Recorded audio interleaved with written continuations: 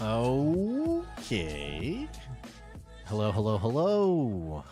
Let's turn this music down. Let's turn it down a little bit. Let's see here. Are we... Oh, we good? Let's go. Hello? Oh, don't care about Nitro. Get out of here. And then you can get out of here too, buddy. There we go. Hello. Hello, hello. To my people. Let's see, I got to close some tabs here. Hello, Legends, my boy. Appreciate you being in here on the stream. We got a little bit of a different stream today because Will's computer, let's see if we can fix this, by the way, to be a little bit more central. Will's computer has basically died. That has prevented us from creating content on the podcast, or it's severely limited our ability to create content on the podcast. But he's looking to get that back up here shortly, or at least he's in the process for it. So that's what's been going on. That's where he's been. And then I also naturally had a baby a month ago today, or yesterday, actually, a month ago yesterday.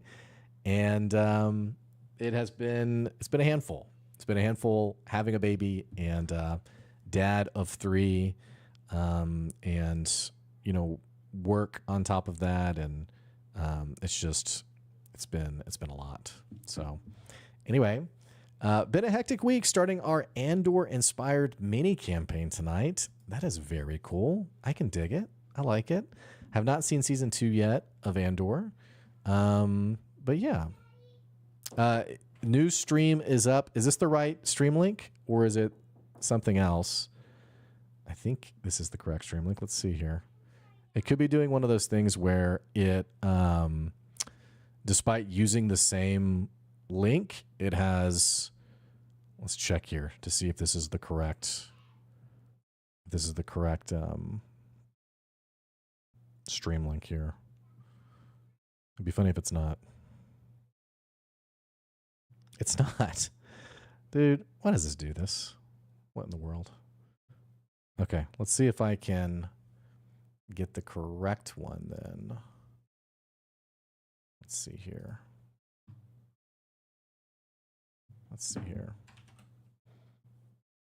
Yeah, I don't know why it's changed it. Hang on. How do I find...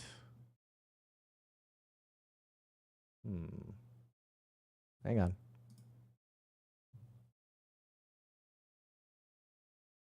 There we go. Here we go. Yeah, I don't know why it made a brand new link. It's done that before for me on the solo content. Hang on. So let's fix this real quick. Hang on.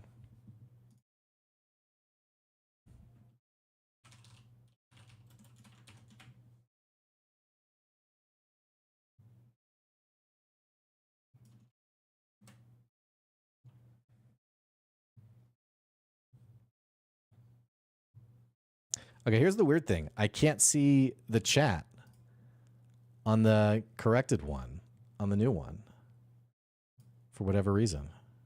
You can fix it in post. Okay, so I guess we'll just do it this way, I guess. Okay, let's also fix this. Hello again.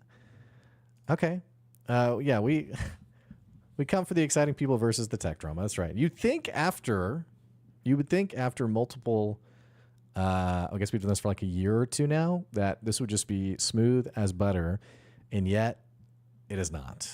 Unfortunately, it is not. So there you go. The other thing is I'm noticing that the screen is like off-centered, which is like really driving me crazy. Let's see if I can fix this. Huh? Okay. Okay, now we're getting there. That's getting tech savvy. You know, we're getting there. All right, so anyway, let's try that again. Hello, welcome. Thanks for being here. Had to be a little late today. I was on a phone call with somebody who's jibber-jabbering and ran a few minutes late. But anyway, so excited to hear that you're doing an Andor-themed mini campaign. I'm doing a one-shot in the very near future, and I don't quite know what it's going to be about yet, but I think it's going to be a heist of some kind. So I'm going through the steps to make sure that, you know, it kind of matches what... I don't know if you guys have ever been in this position before, but I started thinking about like campaign content that I've done, and I'm also creating a new storyline in a campaign that I'm currently running. And it kind of dawned on me the other day that I was like, man, my stories are very sad. They're very serious and very sad. And I don't know if that's a reflection of me as a person, but I thought maybe I need to like, you know, maybe the mini campaign is just, you know, we're trying to raise enough funds for the mayor's dog who's sick. You know, let's put on a concert, or let's do a talent show. I mean, I don't know. Maybe I need to get back to the hijinks of D&D. I've never had a table that's like gone full murder hobo or been to, you know, all over the place. They're usually pretty keyed in on the story. But I don't know. That's something I've been thinking about as a DM.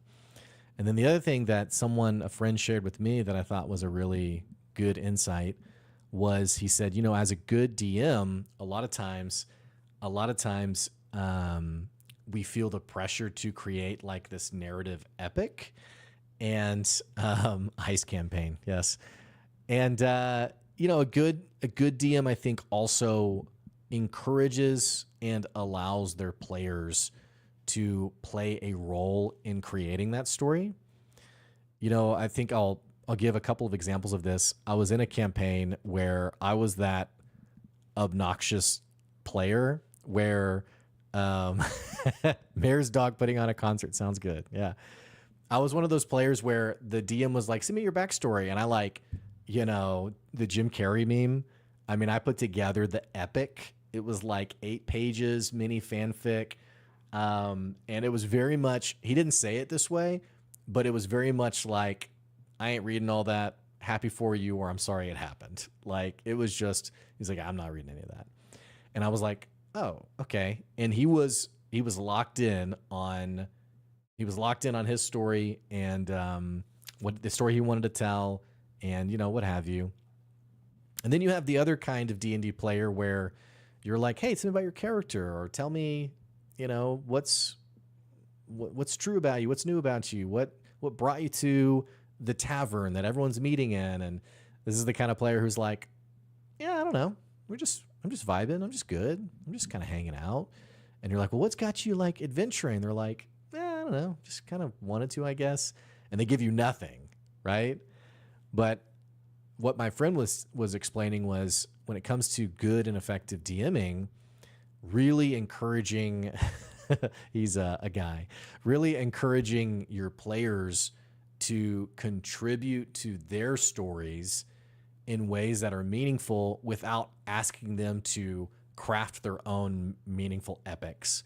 So the questions that he was using, and I'm going to kind of butcher this a little bit, but the questions that he was using was, it was 3 questions.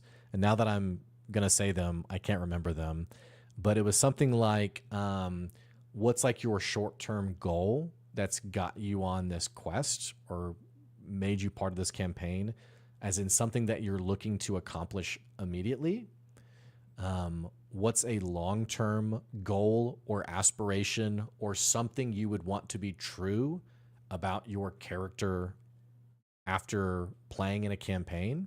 And this can be anything from I want to get revenge on the man who murdered my family to I want to, in the case of like Worlds Beyond Number and The Wizard, the Witch, and the Wild One, Ursulon obviously has this quest of getting back to the spirit world, but also he has sort of like this end state quest of I want to become honorable, or I want to achieve honor and sort of complete a quest. So it doesn't have to be like a certain person. It can be also like a, I don't know. I think sometimes framing it that way helps the player a little bit, because sometimes people come to the table with like these really interesting backstories that are difficult to mesh with the current context. So like I had a player once who was like, my backstory is I'm the king of this like massive spy network. And like all these kings around the world have, secretly been, paying money to me, and they all answer to me because I have been wheeling and dealing, and they know that if they don't, then it'll end up very bad for them. And I was like, okay, yeah. Well, hey, you're level 1. So how do you see that blending for you? And he was like, well, maybe I am actually leaving the life of crime and I'm starting over. And I was like, okay, no, that's interesting. But Caraplush said, that's my character by accident. We're conscripted soldiers, but I'm a centaur. And I came into the human civilization as part of my growing up adventure, but none of that became relevant. That's pretty classic D&D. And then Jake said, I always ask my players if there's a specific story that they want to tell with their character. Ooh, this is a great question. And I think this is a really good question for people who are new to D&D also, because I think there's a really cool moment, like a light bulb moment, where your player like starts to realize like, oh, like we're all collaborating to create something special together. I had a player who had a backstory. I think I mentioned this story before, but in his backstory was basically this bad guy who was the king of an army who had done some really bad things. And in like the first dungeon that my party came into, they found a weapons crate with a sword that had like basically a jewel that was like the signature jewel of that army. And I'll never forget, I said, yeah, you see like the emblem of someone that you recognize, and like his face lit up and he was like, oh my gosh, this is my backstory. Like out of sort of almost like surprise. He was like, this is my story. Like, wow, I didn't expect this to happen. So inviting a new player to participate in thinking about, how do you want this narrative to go and what do you think about this? I think it also sets you up well as a DM, because anecdotally, what I feel like is that many DMs get burned out when they think about the scope of everything. I have to build a world, I have to build cities, I have to build characters, I have to build X, Y, and Z. And they rightfully get burned out. And worse, when you approach D&D from that perspective, you train your table to expect you to give and perform for them, because the amount of investment is resting entirely on you. It's you built the world, you created the story, you have all the characters, you have all the NPCs, and they just come to enjoy and experience it. And unfortunately, I think it's just a really tiring and unhealthy relationship at a DM table. I think what makes more sense, and this is how my approach has always been, when it comes to world building, I will build a town. And then the towns around there are typically towns from my players' backstories. So my wife, for example, she was an elf who came from like this big forest. So whenever I was like designing the world, well, near the starting town, I had that forest. Or right now, I'm creating a map. It's a terrible, ugly map, but I'm creating a map for a new kingdom that the party's going to. And one of my players is from that kingdom. And so I built out that town, and I thought about the path that she would have taken to get to where they had been in the previous arc of the story. But I think letting your players contribute in that way, it also sort of keeps you from getting to that point where the players want to show up and get, and instead see it. I mean, you don't want D&D to feel like work, but I think it's most healthy when everyone comes to the table with an expectation around, like, we're collaborating here together, we're building together. And when you have it that way, you're much less likely to have someone leave at the end of the session and say, that session wasn't really fun for me. I didn't really like what the DM did. I didn't like the story today. I didn't really like the twists and turns. It just wasn't really that interesting. Or we didn't get to have, he didn't give us a combat set. I had a player who was like, that I was a player with, and his biggest gripe was like, we didn't have combat. You didn't give us any combat. Which, not to say you don't sometimes have gripes anyway, but I think it helps reframe the relationship at the table for your players to realize, okay, hang on. I didn't have fun, or it wasn't an interesting session. What did I do to contribute to it being interesting? Or was I just sitting there, on the phone and like, oh, whose turn is it? Oh yeah, Eldritch Blast, that whole kind of person. But, expect your players to be part of the story and part of the world building and part of the intrigue. And, you have a player who in their backstory, an NPC died. Maybe it was like a husband or a spouse or what have you. And then that NPC shows up and they're like, wait, what's going on? Why are you here? Like, what's happening here? And I sometimes will sort of, spitball some ideas to my players to kind of get an idea of like what is fun for them or what they would like. Or, I had a player who was kind of keen on this idea of rebirth and having been like a previous like historical character now reborn, and stuff like that I think is interesting, and it helps clue you into like what energizes the player so that you can plan the next segue or the next plot point. The thing that's difficult that I think we all have run into before is when you have the player has the backstory, they have the town, they have the character, the spouse who died tragically. And we'll just say, her name, it's a long lost wife, Sarah, who died tragically. She was sat on by a massive hamster. I don't know, an owlbear, who knows? And you get to the session where, you have the music, you have the pacing, and then you say the line, and then Sarah walks into the room. And then your player goes, "Who's Sarah again?" And you're like, it's your long lost spouse, your wife who died. And oh yeah, I forgot. Yeah, okay. So unfortunately, no matter how much prep and work that you do, occasionally you will have players like that at the table. Giant hamster greater than owlbear. And I just try not to take it too personally or take it too seriously. And you just have different, like I'll sometimes have a player at the table who, they haven't leveled up, even though everyone else has leveled up, or, they aren't sure how their character works. And, I'm just like, okay, that's their level of investment. And I'm okay with that. So anyway, that's my random tangent and share on just creating meaningful stories for the person. for the people at your table, really thinking about what is interesting or compelling to them. And it really does save you work because you don't have to create this incredible story. Your players have already given you the data points from their imagination, from their inspiration on the things that are interesting and exciting for them. I think about one of my campaigns. Literally every meaningful villain, because there's a few of them that are like in different, parts of the story.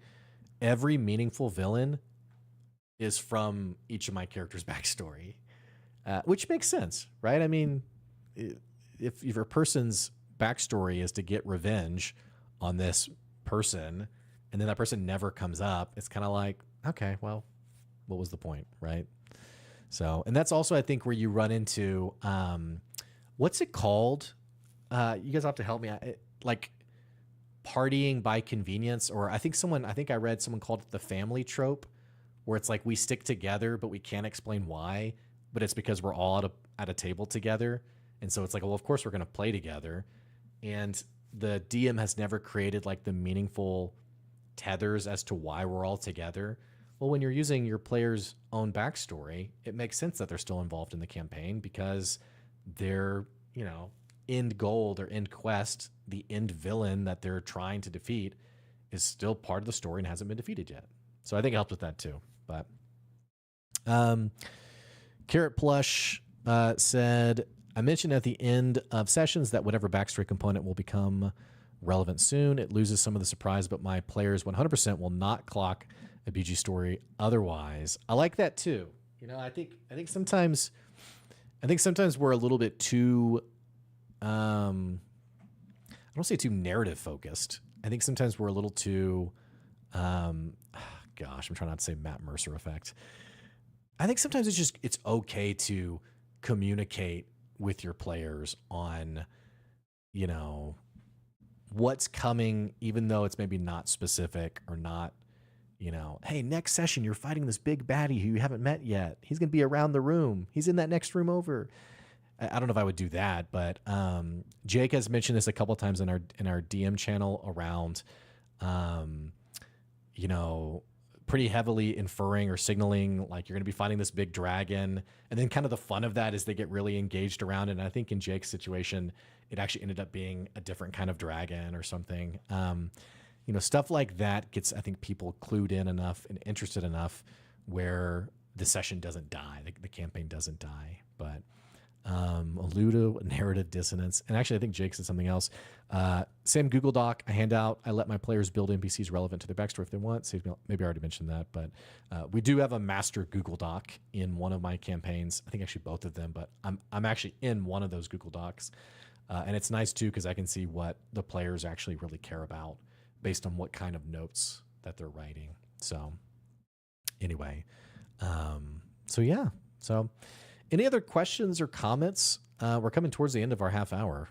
Any other questions or comments about DMing or D&D or otherwise, I'll just mention I am thinking about a heist, a little bit of a lower stakes heist, not so sad and epic.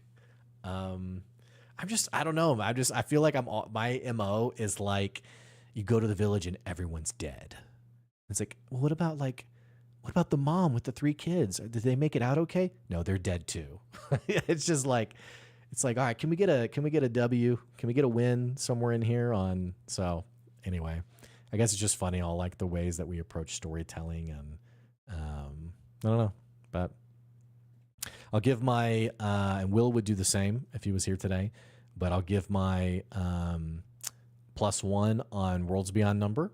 And checking that out, it's coming to the end of its story here in the next 2 episodes, actually. It's coming to the end of the arc. And I just read Jake's comment. The mom and 2 kids didn't make it. Even sadder. How do I make this as sad as possible? But Worlds Beyond Number is coming to an end. Anyway, the heist is bringing necromancy back into favor in this case. Necromancer to the rescue. It's good stuff, y'all. You'll have to throw me some other ideas in the DM channel because I have that one shot coming up soon, and I got to put it together and figure it out. So Anyway, well, thank you, those of you who tuned in today. I appreciate you. I'll put this audio up on the podcast as well for people who want to listen to me ramble about D&D. And thanks, as always, for checking out the channel and supporting the channel. We'll have, I don't know if we're going to finish Age of Umbra, only because I'm still on episode 3, and I don't know, like, Will is physically incapable of watching anything on his computer. But we'll see, hopefully, if that happens soon. But certainly, we'll have Worlds Beyond Number. I need to do a wrap-up of this most recent one and the one that just aired on Tuesday. So probably a 2-parter summary of those. And then stream next Friday. So appreciate you all. Thanks so much. And